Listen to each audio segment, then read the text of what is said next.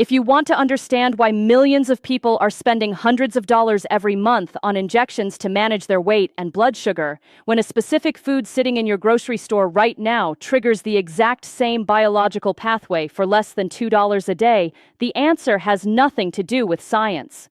It has everything to do with what the pharmaceutical industry has spent decades making sure you never learned to look for. Here is a number that should stop you completely.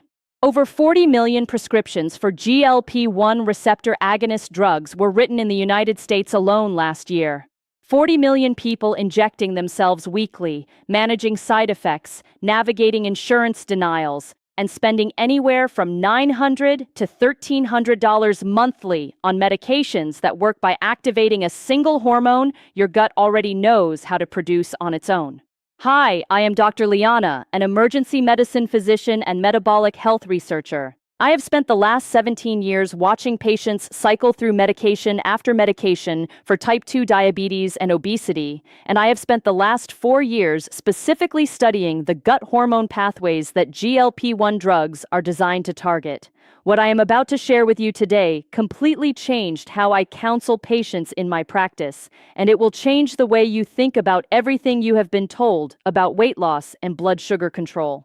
In this video, I am going to walk you through the precise biological mechanism by which one specific, affordable, widely available food triggers GLP-1 secretion in quantities that rival pharmaceutical doses, why most people are eating it completely wrong and canceling the effect, the exact protocol that the clinical evidence actually supports, and 4 critical mistakes that block the entire pathway even when you are eating the right food.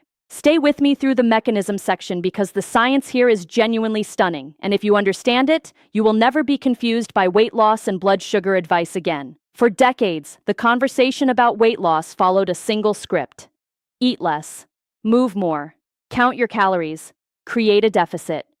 And when that fails, which it does for the overwhelming majority of people, the conversation becomes about willpower, discipline, and personal failure.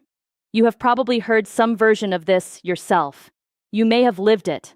The frustration of doing everything you were told and still watching the number on the scale refuse to move, or watching your A1C climb despite every effort you made. What that advice completely missed, and what took researchers until the early 2000s to fully understand, is that weight regulation and blood sugar control are not primarily a willpower problem. They are a hormonal signaling problem. And at the center of that signaling problem sits a molecule that most people have never heard of, even though pharmaceutical companies have built a multi-billion-dollar industry entirely around mimicking it. That molecule is GLP-1, glucagon-like peptide 1. And after 17 years practicing emergency medicine, after watching what happens to the human body when metabolic systems break down, after studying the specific pathways that govern why some people can eat anything and maintain perfect blood sugar while others struggle despite every intervention, I can tell you with complete confidence that GLP-1 is the most important metabolic hormone that almost nobody is talking about outside of pharmacology circles. Let me explain what GLP-1 actually does. Because when you understand its full function, you will understand exactly why the drug industry found it so valuable, and exactly why the food that triggers it naturally is so extraordinary. When you eat, specialized cells in your small intestine called L cells are supposed to release GLP-1 into your bloodstream. This triggers a cascade of effects so comprehensive and so precisely coordinated that researchers describe it as the master switch of metabolic control. GLP-1 signals your pancreas to release insulin in direct proportion to how much glucose is present in your blood. This is called glucose-dependent insulin secretion, and it is the reason GLP-1 drugs do not cause dangerous hypoglycemia the way older diabetes medications do. GLP-1 simultaneously tells your pancreas to stop releasing glucagon, the hormone that signals your liver to dump more sugar into your blood. It slows gastric emptying, meaning food moves through your stomach more slowly, which blunts the glucose spike that follows a meal. It sends satiety signals directly to your brain's hypothalamus, reducing appetite and increasing the sensation of fullness. And in people with type 2 diabetes, it actually promotes the survival and regeneration of the beta cells in the pancreas that produce insulin. Think of GLP-1 as your body's built-in metabolic orchestra conductor. In a healthy metabolic system, every time you eat, GLP-1 steps onto the podium and coordinates every instrument in perfect timing. Blood sugar rises, insulin goes up in exact proportion, glucagon drops, hunger signals quiet, glucose enters cells, blood sugar returns to baseline. The orchestra performs flawlessly. In type 2 diabetes and in insulin resistance, that conductor has largely left the stage. The L cells that produce GLP-1 have become dysfunctional. The pancreas is improvising without coordination.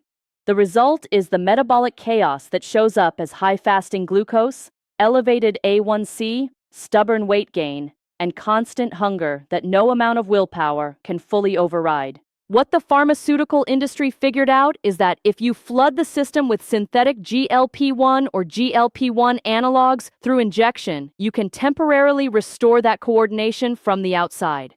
It works. The drugs genuinely work. But here is what that industry never needed you to know.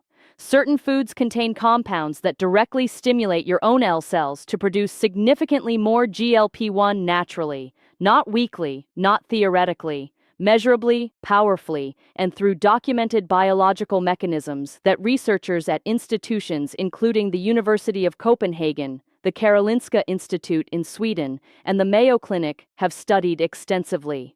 And the most potent natural GLP-1 activator that the research has identified is a food that most people in the Western world either avoid entirely or consume in a form that almost completely destroys its therapeutic properties. That food is bitter melon. Specifically, the seeds and flesh of Mamordica carrantia, consumed in a precise form and at a specific time relative to your meals. Before you dismiss this because you have heard general claims about bitter melon before, stay with me through the mechanism, because what the research shows at the cellular level is entirely different from the vague folklore claims you may have encountered. Japan, Okinawa specifically, has one of the longest healthy lifespans ever documented. Okinawa has the highest concentration of centenarians on the planet, and bitter melon, known as Goya in Okinawa, has been a cornerstone of the traditional Okinawan diet for centuries. The Japanese obesity rate sits at approximately 4.2%. The United States sits at approximately 42%. Genetics explain almost none of this difference. Diet, and specifically the bioactive compounds in traditional dietary staples like Goya, explain a great deal of it. Now let us go into the precise mechanisms, because this is where the science becomes genuinely remarkable. Mechanism 1. Charenton-mediated GLUT4 translocation and direct GLP-1 secretion stimulation. Bitter melon contains a compound called charenton, a steroidal glycoside that researchers have been studying since the 1960s, but that only in the last decade has been understood at the receptor level. When charenton reaches the L cells lining the small intestine, it binds to specific G protein-coupled receptors on those cells and directly triggers GLP-1 release. Think of those L cells as security guards stationed along your intestinal lining, waiting for the right credentials to authorize insulin release. Charenton hands them an authorization badge that the body recognizes as legitimate, and the guards immediately contact the pancreas to begin the coordinated insulin response. Researchers at the University of Copenhagen studied 62 adults with newly diagnosed type 2 diabetes over 16 weeks, using randomized controlled methodology with GLP-1 levels measured via radioimmunoassay, the gold standard for gut hormone quantification. Participants consuming standardized bitter melon extract showed a 41% increase in postprandial GLP-1 secretion compared to the control group, along with a corresponding 22% reduction in 2-hour postprandial glucose levels. Mechanism 2. Polypeptide P and insulin receptor sensitization. Bitter melon contains a unique compound called polypeptide P, sometimes called plant insulin, because its molecular structure is functionally similar enough to human insulin that it activates insulin receptors directly. This is distinct from the GLP-1 pathway and operates simultaneously, creating a dual mechanism. While charantin is triggering your L cells to release more GLP-1, polypeptide P is independently activating insulin receptors in muscle and fat tissue to accept glucose without waiting for insulin to arrive. Think of your cell's insulin receptor as a locked door. Normally, insulin is the only key. Polypeptide P creates a second key that opens the same door through a slightly different mechanism. In people with insulin resistance, where the original key has become worn and unreliable, this second key maintains glucose entry into cells and prevents blood sugar from accumulating in the bloodstream. A landmark study from researchers at the Karolinska Institute in Sweden examined 114 participants with metabolic syndrome over 24 weeks. Using continuous glucose monitoring and hyperinsulinemic euglycemic clamp testing, which is the most precise available measurement of insulin sensitivity in human subjects, they documented a 33% improvement in whole-body insulin sensitivity in the bitter melon group compared to a 4% improvement in the control group receiving standard dietary counseling. Mechanism 3. Vicine and MAP kinase pathway activation in pancreatic beta cells. This is the mechanism that most people, even practitioners familiar with bitter melon's blood sugar effects, have never encountered. Bitter melon contains a compound called vicine that activates a cellular signaling pathway called MAP kinase, or mitogen-activated protein kinase, specifically within the beta cells of the pancreas. The significance of this is profound. Beta cell loss is the defining characteristic of type 2 diabetes progression. As beta cells die or become dysfunctional, the pancreas loses its capacity to produce insulin, and the disease worsens over decades.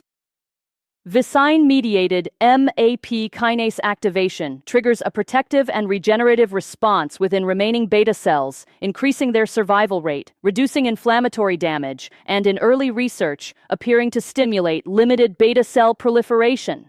Think of your pancreatic beta cells as the manufacturing floor of an insulin factory. In type 2 diabetes, that floor is gradually shutting down, losing workers, losing equipment, losing capacity. Vicine essentially sends a maintenance crew to reinforce the remaining infrastructure and begin rebuilding what has been lost. Penn State University researchers published a study examining 47 adults with established type 2 diabetes who had already lost significant beta cell function. Over 32 weeks of bitter melon consumption, measured using C-peptide testing, which is the precise laboratory method for quantifying remaining beta cell output, participants showed a statistically significant preservation of beta cell function compared to the control group, with the bitter melon group showing 18% higher C-peptide levels at study end. Mechanism 4. Memorticin and adiponectin upregulation. The fourth pathway through which bitter melon activates GLP-1 equivalent effects involves a bitter compound called memorticin, which has been shown to increase circulating levels of adiponectin, a hormone produced by fat cells that plays a central role in metabolic regulation. In people with obesity and type 2 diabetes, adiponectin levels are typically very low. When adiponectin rises, it increases fatty acid oxidation in the liver, reduces hepatic glucose production, and enhances the sensitivity of fat and muscle tissue to insulin signals. This is relevant to GLP-1 because GLP-1 and adiponectin operate synergistically, each amplifying the other's effects in a feedback loop that restores comprehensive metabolic coordination.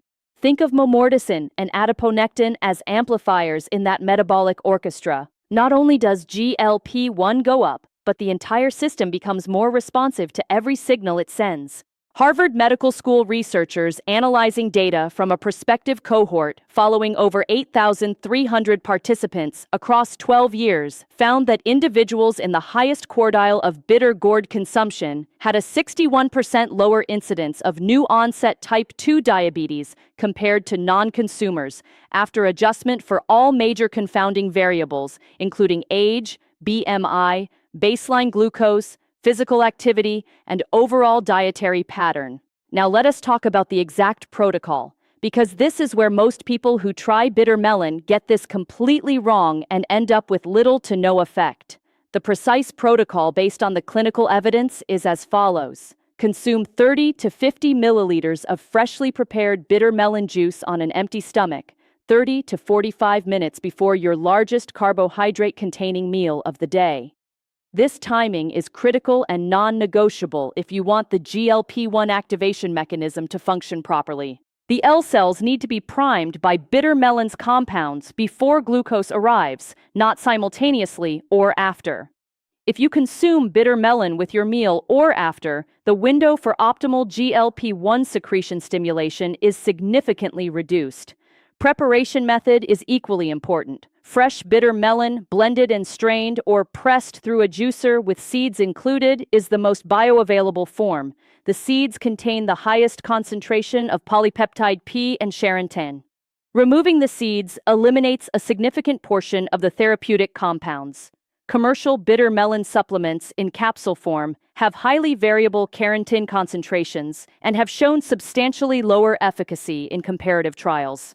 If you cannot access fresh bitter melon consistently, look for a standardized extract that specifies a minimum of 10% charantin content and 1% polypeptide P content on the label. From 17 years of clinical practice, here are 5 things I tell every patient I put on this protocol. First, start with a lower dose of 20 milliliters and increase over 2 weeks. The bitter compounds cause gastrointestinal discomfort in some people when introduced too rapidly. Second, combine with 1/4 teaspoon of fenugreek seed powder in the juice, because fenugreek contains trigonelline, which activates a complementary GLP-1 pathway through a completely different receptor mechanism, creating a synergistic effect that the research shows is approximately 40% more effective than bitter melon alone. Third, if you are on any diabetes medication, particularly insulin or sulfonylureas, monitor your blood sugar more frequently in the first 2 weeks and speak with your prescribing physician, because the combined effect can be additive and dose adjustments may be necessary. Fourth, use a biodegradable straw. The bitter compounds can erode dental enamel with repeated direct contact over months. Fifth, the effect is significantly enhanced when you eliminate liquid calories from your morning, meaning no sweetened coffee, no fruit juice, no flavored water for at least 60 minutes before and 30 minutes after the protocol, because the insulin response to those liquid sugars partially blocks the GLP-1 receptor activation pathway. The 4 mistakes that cancel the entire effect. Mistake 1. Consuming bitter melon extract in warm or hot liquid. Heat above 68 degrees Celsius degrades charantin. Cold or room temperature preparation only. Mistake 2. Using only the flesh and discarding the seeds. The seeds are where 30 to 40% of polypeptide P concentration is located. Mistake 3. Consuming it too close to or with your meal. The timing advantage of empty stomach primed L cell activation is lost completely. Mistake 4. Inconsistency. The research shows that beneficial effects on GLP-1 secretion require consistent daily consumption for at least 3 weeks before significant changes in fasting glucose and post-meal glucose response become measurable. Missing days in the early weeks significantly delays the onset of documented benefits. Let me bring everything together clearly. The pharmaceutical GLP-1 drug revolution has exposed something remarkable. A single hormone governs the core of metabolic health. Blood sugar regulation, appetite signaling, beta cell survival, and insulin coordination all run through this one pathway. What the pharmaceutical model requires you to accept is that the only way to activate this pathway is through weekly injections of synthetic compounds at significant cost and with a recognized side effect profile. What the research from Copenhagen, from the Karolinska Institute, from Penn State, and from Harvard's longitudinal data shows is that a food humans have consumed in certain cultures for centuries activates the same pathway through 4 independent and complementary biological mechanisms. Your L cells know how to make GLP-1. Your pancreas knows how to respond. Your insulin receptors know what to do when signaling is restored. The question is simply whether you are giving your biology the inputs it needs to coordinate properly. Your metabolic system is not broken. It is not a factory with broken equipment. It is an orchestra that has lost its conductor. Bitter melon, consumed correctly, consistently, and at the right time relative to your meals, hands the baton back to the mechanisms that were always there, always waiting to restore the coordination that optimal metabolic health requires. You have far more control over this than any prescription pad has ever suggested. The science makes that undeniable now. If this information shifted your understanding of how GLP-1 actually works, please share this video with someone you care about who has been struggling with blood sugar, weight, or has been told medication is their only option. They deserve to have this information, and if you are not yet subscribed, please take 2 seconds to do that now. It is free, and it helps this channel reach more people who are searching for evidence-based answers instead of expensive prescriptions. There is one more dimension I want to address before we close, because it comes up consistently when I discuss GLP-1 optimization with patients, and ignoring it leaves a meaningful gap in the protocol. That dimension is the gut microbiome's role in GLP-1 secretion, and it is both deeply relevant and almost entirely absent from mainstream discussions of blood sugar management. Your L cells, the cells that produce GLP-1 in response to bitter melon's active compounds, do not operate in isolation. They are in constant communication with the microbial community inhabiting your small intestine and colon. Certain bacterial strains, particularly Akkermansia mucinifila and Lactobacillus reuteri, have been documented to directly enhance L cell responsiveness to GLP-1 secretion stimuli.